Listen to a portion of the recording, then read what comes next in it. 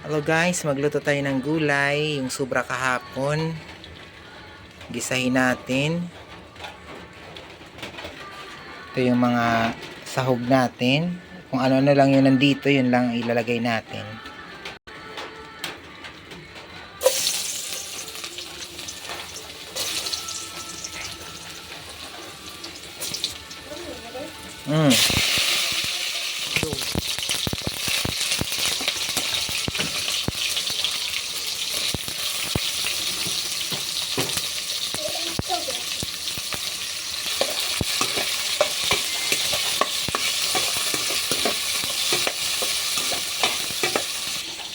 Tapos meron tayong tuyo or dried fish.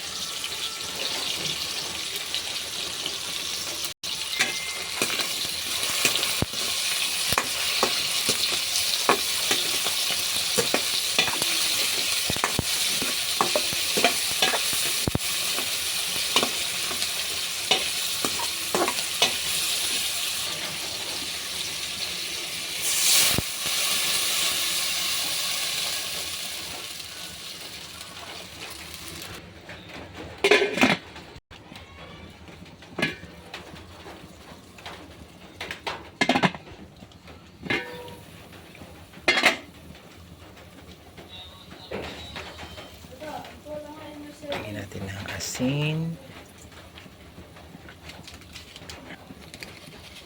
magic sarap, and then ang ating main ingredients. Charot. Mustasa. Sobrang kahapon nung magtula ako, sabi ko para naman mapakinabangan pa. Total hindi pa naman siya dried.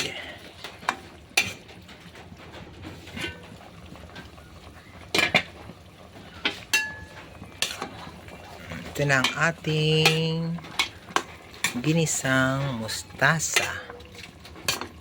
Hindi natin lalatain masyado yung gulay para ma-save yung nutrients niya.